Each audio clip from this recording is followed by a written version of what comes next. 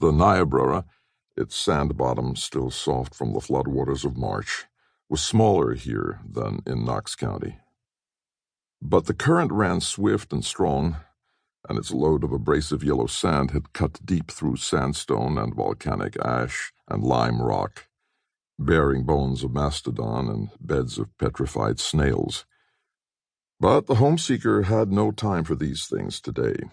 Jules pounded his thin-necked team through the stream and up a snakehead gully to the horizon-wide hardland table, where the occasional sunflower along the soldier trail reached to his shoulder. He sank his spade 2 blades deep through the tough nigger wool sod. The soil was black, smooth, smelling of spring. Here the settler dropped the harness from his team. When his fire of diamond willow crackled, he skinned a grouse and fried it all. If a man would plan well, he must eat. His long hands about his ragged knees, he looked into the red fire. Soon Rosalie would be beside him. Rosalie and neighbors, lights all over the flats, friendly in the dark that was unrelieved tonight. At last he lay down to sleep. The next morning Jules took his traps to the river, and while a blue kingfisher poised over the stream and fell like a plummet, he set several number ones where the dainty tracks of a mink embroidered the mud. 2 larger traps he hid cunningly where a gnawed young cottonwood lay half in the water. He caught 2 muskrats, a mink, and 2 beaver feet, chewed off at the steel jaws of the trap. It was too bad to leave an animal crippled to suffer.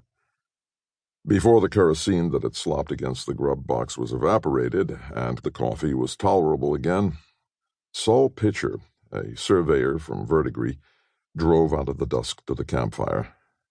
The 2 talked over their supper.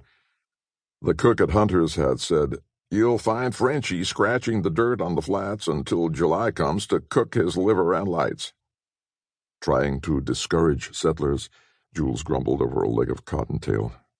"Yeah," Sol admitted as he wiped the gravy from his catfish mustaches. He liked the country, was disappointed that the impractical Jules had put off finding the government corners of his land while he planted young ash and cottonwood and box elder seedlings from the river. A wave of population was due.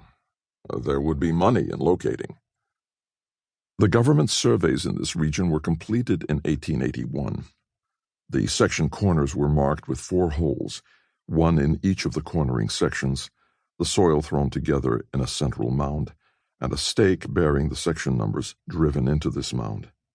The Homestead Act, effective January 1863, allowed each bona fide settler 160 acres of land.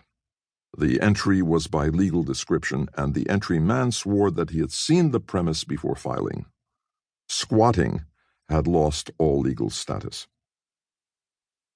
For 2 days they plodded their ponies over the table westward from Box Butte to a wide prairie dog town.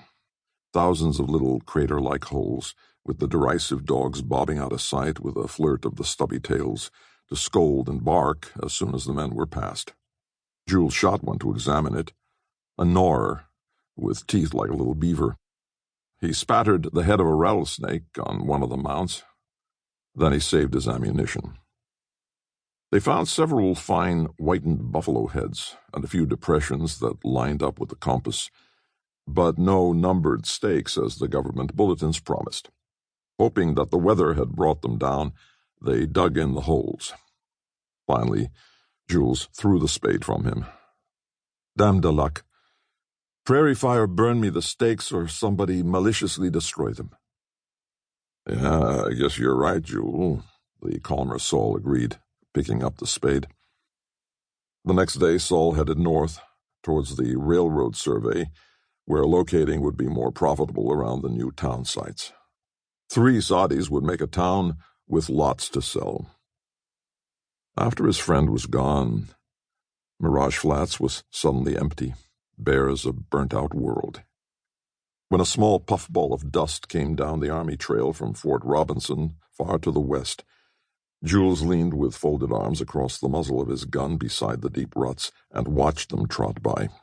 3 light wagons, officers, educated men with a mounted escort. They barely acknowledged his greeting. Only one more Granger scalp if the Sioux broke out. Back at his wagon, Jules set the rifle against the wheel and poured out a cup of cold coffee from the blackened syrup pail, looking after the troopers until the cloud of dust dipped down toward the Niobrara. Suddenly he flung the dark liquid and the cup from him, and piled his plow, his axe, and his spade into the wagon. In the morning he would go back, not to Estelle in Knox County, to Neuchâtel and to Zurich, to his friends Zöber and Cuir, to Rosalie.